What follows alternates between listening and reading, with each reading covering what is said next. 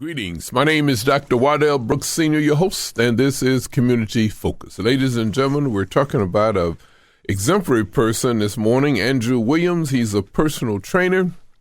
Good morning, Mr. Williams. Good morning.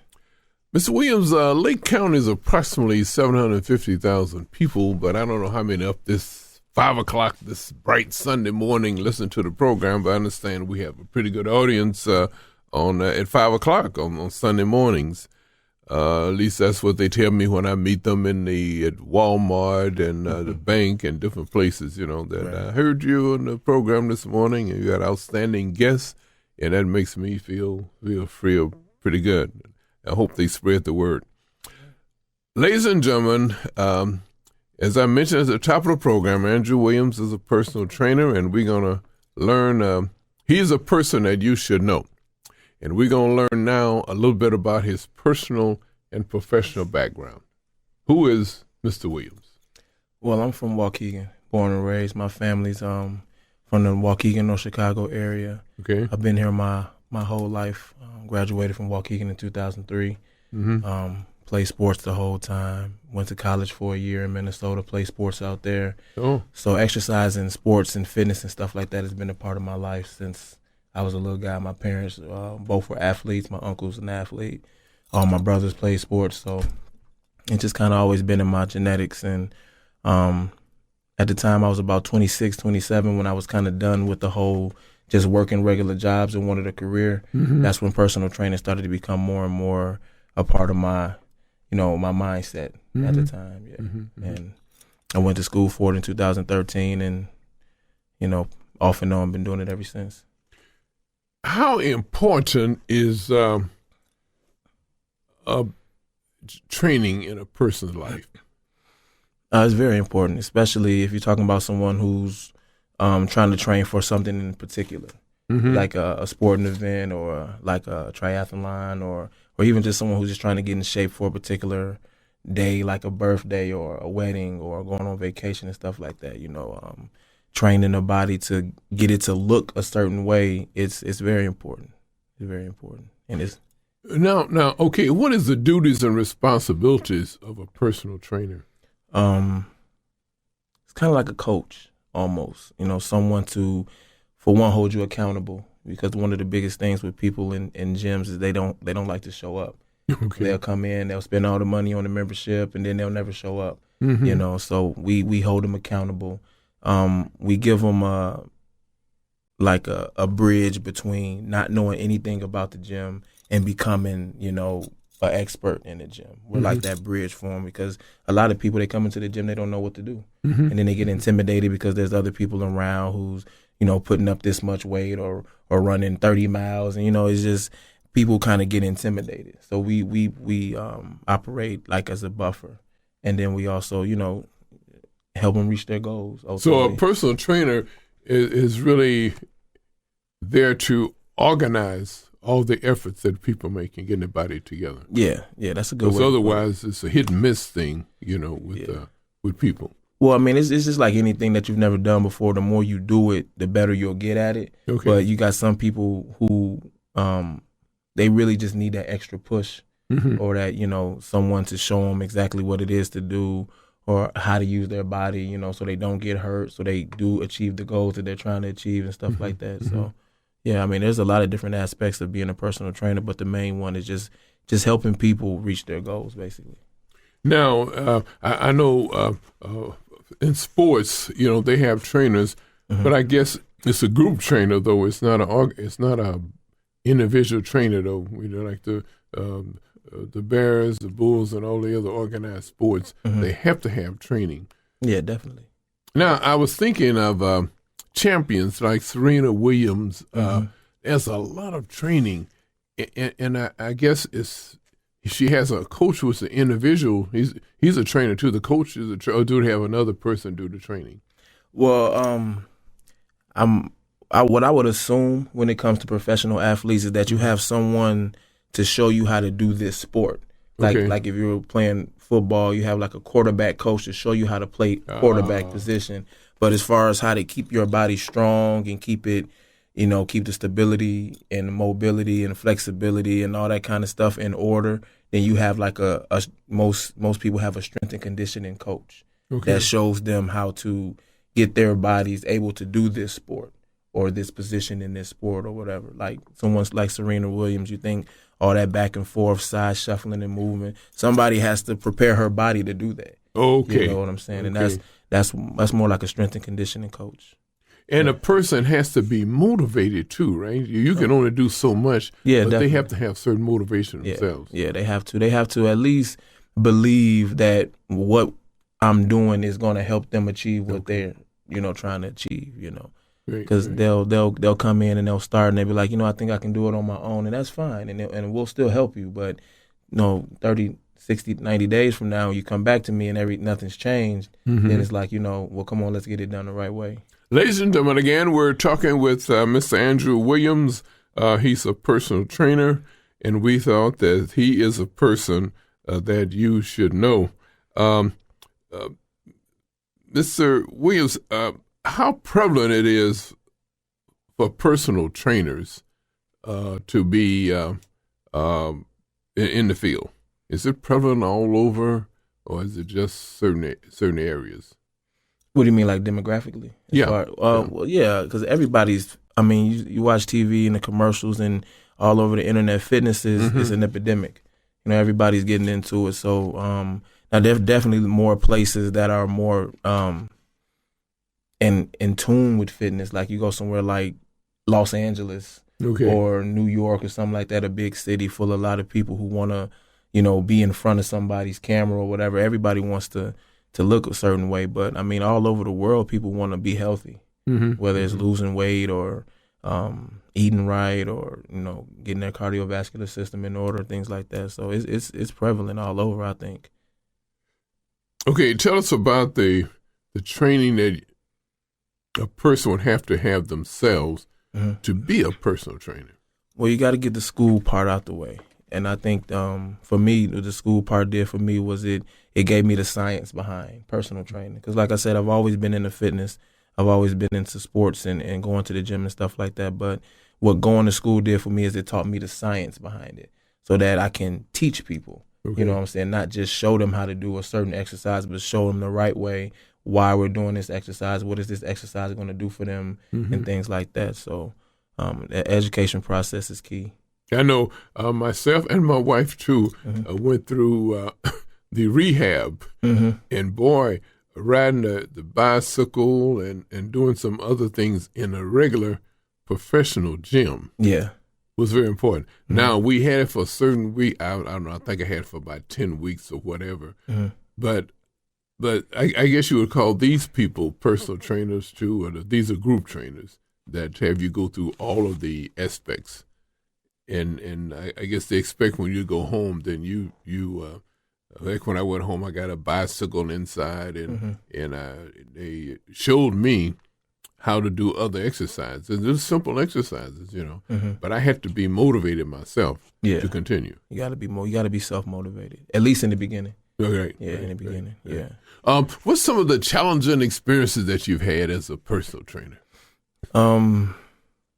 Challenges. Just learning the difference between being a salesman and being a good trainer, because they go hand in hand. But you have to be a good salesman, and you have to be a good trainer. You have to be a good salesman, and that was probably my biggest challenge because I don't like being a salesman. I think I'm good enough at it that I can do it without it being or making me miserable. But I would prefer people to come to me to purchase personal training versus me having to go sell it. And that was when I first started working in fitness. And I mean, it was something that I got over because it ultimately taught me the business aspect of personal training, like on the corporate side, but other than that, I mean, the experiences I have worked with all different types of people, different ages, different fitness levels, male, female, different races. And it's been a blessing because being able to work with so many different people, I don't focus on just one aspect of my craft. I can, be versatile. So it's more than the the ethnicity side of it is all people. All people, definitely, Needs definitely training, all people. you know. Yeah. And I noticed it used to be a sign of prosperity when people have be large and so forth, you know. Yeah. But not anymore now. You see more people shapely now than ever before. Yeah, definitely. And I guess that through doctor's recommendation, or they just don't feel as well now. What's the difference? It's a combination of a lot of things. What I've seen, for the most part, is people have they're really hard on themselves. You know, even the people who aren't in like horrible shape, they're really hard on themselves. And then people who are overweight, they just you know, they understand that it's not just about how you look anymore. Okay. And I think that's how it kind of, you know, physical fitness has always been about, you know, the arms and the abs and the thighs and this and that, which is fine. But I think people are starting to understand that it's way more about living a healthier life and being healthier and feeling and looking younger and things like that, you know. What about a difference between men and women? Do men take care of themselves more than women, or is it about? It's about even. It's about even. I would have. Maybe 5 years ago, I'd have said no. Women take care of themselves more than men do. But, I mean, it's about even. Men are more independent-minded when it comes to fitness, you know, because, you know, that's just how men are, you know what I'm saying? We don't want to ask for help, so we'll go in there and figure it out eventually. But women are more inclined to, you know, ask for help and get the help and, you know. What are some of the learning experiences that you have experienced, you know? Patience. Just being patient with people, learning that everybody's different, even though everybody has the same, most of the people have the same goal, but everybody's still different. Learning how to listen to people and talk to them, understand why they want to lose weight or why they want to be in shape, you know what I'm saying? And being able to effectively design a program to, you know, help them reach whatever goals it is they're trying to reach. You mentioned a key word, patience, because I used to be employed by the VA, and they used to tell us, you have to have patience to be here. Yeah. you know, I thought that was very interesting. Well, what keeps you motivated? We talk about being other people keep themselves motivated but the trainer has to be motivated too. Well, fortunately for me, this is something that I love to do. So it's not hard for me to be motivated. I love doing what I do. I love exercising. I love helping people exercise. It's a no-brainer for me. I wake up every day and I can't wait to get to work. You know, I can't wait to get started. You know, that's my motivation. Is my it itself. The job itself is my motivation. I don't need more, or I don't need anything else. Like, I'm cool with it. You mentioned that you were motivated to go to college, right? First of all, what motivates you? Did you feel that college, that you, like youngsters now, we tell them that you have to go beyond high school now. It's not just a high school education anymore, where it used to be. Right. Excuse me. For me, I did not have any idea what I wanted to do when I went to school. And I think that might be I think I might speak for a lot of young people, you know, who, when they do, college is the next step. But it's like, if you don't know what it is you want to do, it's like, it's a blind step, you know. It's almost like a step in sideways versus a step forward. You know, you're not going backwards by going to college, but if you don't know what you're doing or you don't know what you want to study, you can get lost. And that's kind of what happened to me, you know. But I mean, my sports was my motivation. I wanted to play football and party and you know what I'm saying, do what 19-year-olds do after they graduate high school, you know, play sports and party and act like a student. You know. Well, that's another good point. What part did peers play in your growing up? Did peers have a great influence? Yeah, definitely. Yeah. Peers, they keep you grounded. You know, when you're fortunate enough to be able to on a daily basis, you know, be associated with people who are not just your age, but y'all kind of like the same things. You know what I'm saying? You talk about the same things. Your families know each other.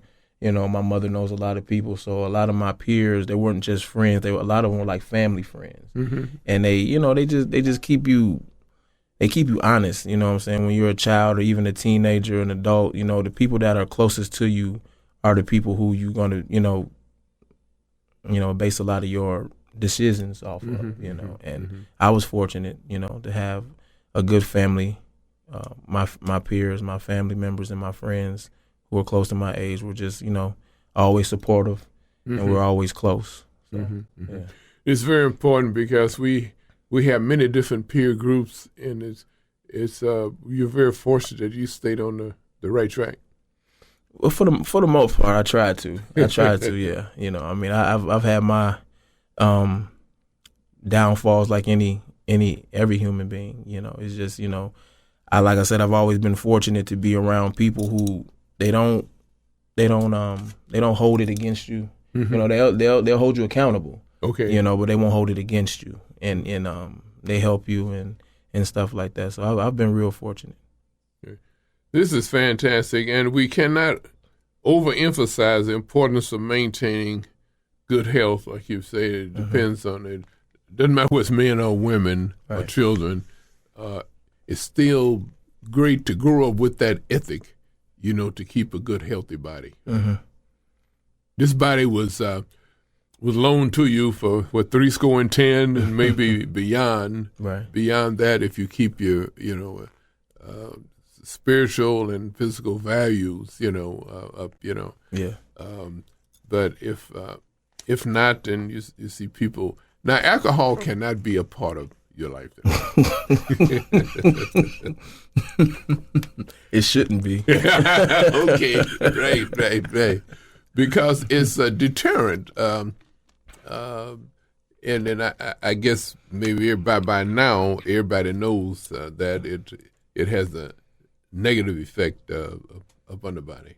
It does, especially if it's using excess. You know, I believe in moderation. Okay. With anything, you know, so I make sure if I'm going to indulge in alcohol, it's going to be, you know, not a large amount, and it's not going to be frequent. Okay. You know, so. Okay.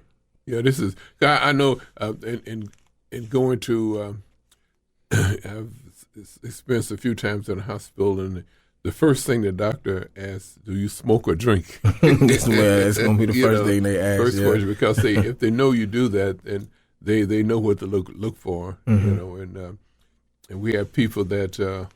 By the way, you can overdo it too, right? That's when you have a trainer, because you have people maybe overdo exercises too. Can have a negative effect upon the body. Yeah, it can. If you don't allow your body the proper amount of rest, okay, there can be negative effects, because, you know, just like the body needs to be active, it also needs to rest. Okay. So if you don't rest properly, if you're not getting enough sleep, if you're not allowing yourself to have at least 1 or 2 days in between your routine, you can start to wear the body down versus build it up. Okay. Yeah. Okay. I was thinking about, you have to have an overall plan, right? Even a trainer has to have an overall plan for your, for your the people that you're training. You have to have an overall plan, and you have to have they have to have an overall plan also, which you would help them with. Yeah. They have goals, you know, and once they tell me what their goals are, then I design the program to, you know, match that goal. Yeah. As far as my plan overall as a personal trainer, I just want to have my own building. Okay. I would like to have my own studio, nothing big. I don't want a gym. I just want a personal training studio where people can come in and work with me one-on-one without the hassles of having to wait for a machine to get open or a whole bunch of people around. And because a lot of times people get self-conscious at the gym and they don't want to do certain stuff, or they think everybody looking at them, you know, or get crowded, so we can't work out right here. We got to go over here, you know. If I have my own building, you know, a lot of those things would be void. So that's my ultimate goal, is just have my own building, be my own boss, you know. Are you part of a group training, session, or you're individual trainer? Right now, it's mostly individual. I have the opportunity to further my education and do some group training classes, and I want to do that as well. So that'll be something that's going to happen with me in the near future. Okay. Yeah. What about every field? People have role models. I know even myself in the radio and TV industry, what motivated me was role models, you know, and that's the reason I'm here now. But what role models may have motivated you to do what you're doing? That's a good question because I never really thought about it. My role models are my family members. Ah, okay. You know. What better role models to have? Yeah, you know? My family members.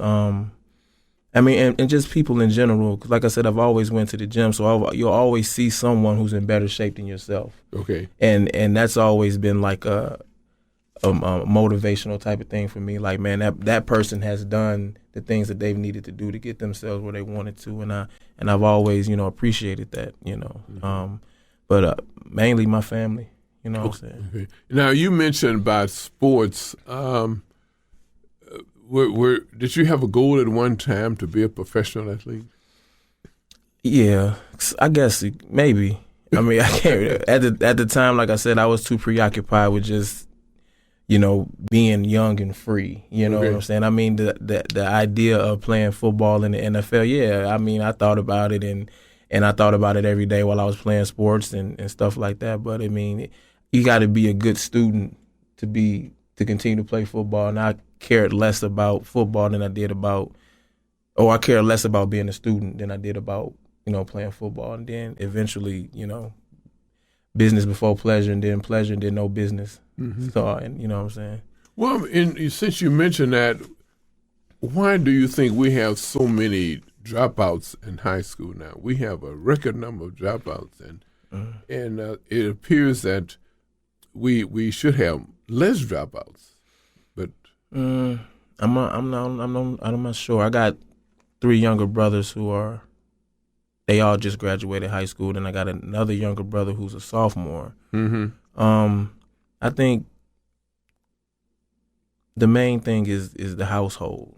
You know, how's your household structured? And then the school system. You know, kids are not interested in school anymore. School's not interesting anymore. School is it's very simple. It's a very 1, 2, 3, 4, 5, 6, go home. You know, kids, I mean, you can learn, but like, what is it really, especially in public high school like North Chicago, Waukegan, Zion, what are kids really learning that's going to help them have careers or even be interested in school on the next level? You know what I'm saying? There's no, I mean, the class system, the curriculum is very basic. It's very simple.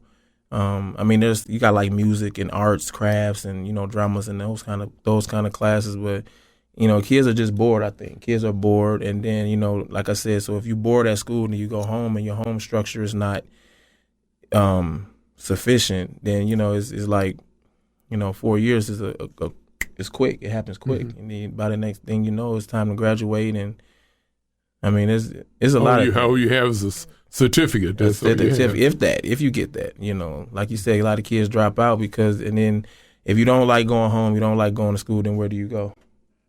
You know. Well, you lead me into another place. Okay, you mentioned home, school.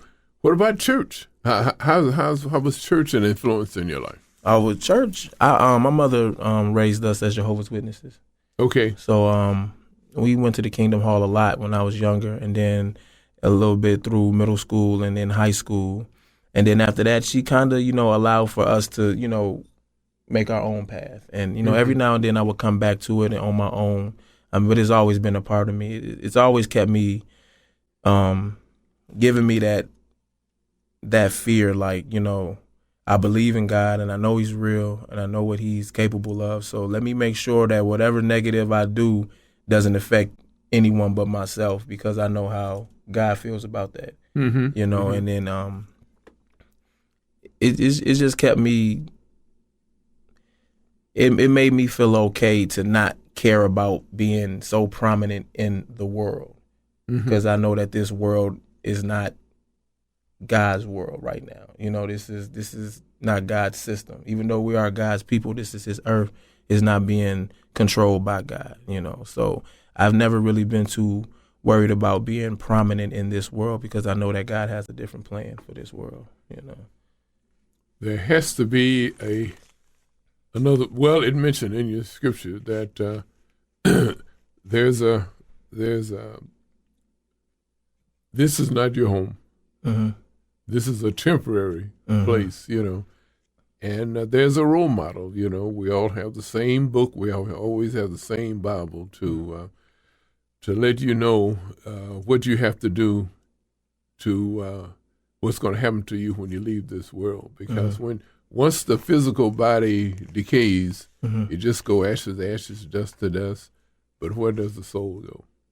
So while we're on this earth, and ladies and gentlemen, we've been talking with Andrew Williams. He's a personal trainer, and we thought he's a person that that you should know.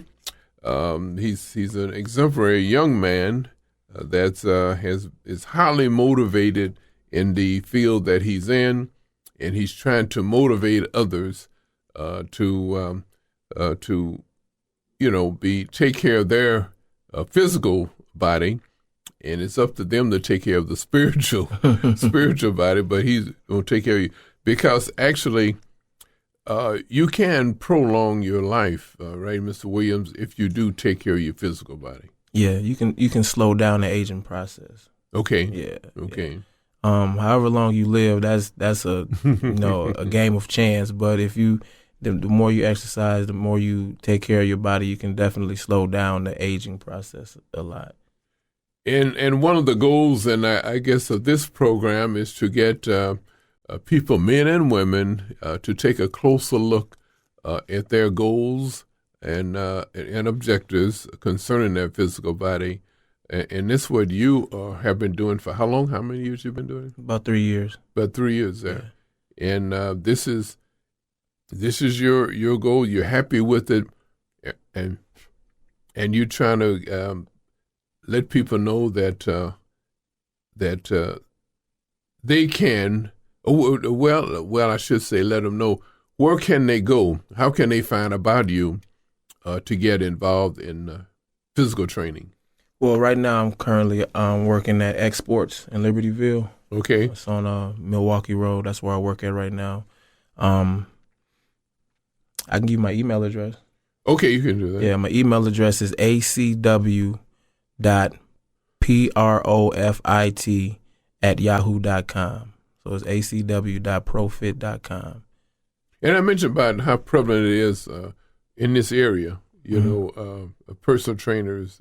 I think in Fountain Square there was one out there. Maybe there still is one out there. Oh, there's a LA Fitness over there. Oh, yeah, okay, okay. I used to work there too. Okay, okay. So that's where if people want to find out more, they can just contact either there or contact you. And you want to give that email again? Yes, acw.profit@yahoo.com. Ladies and gentlemen, boy, how time flies. That's quick. We've been talking with Andrew Williams. He's a personal trainer, a person that you should know, and he is really an exemplary person. And we hope that men and women would take more interest in their physical body. This has been Community Focus. My name is Dr. Wardell Brooks Sr., your host.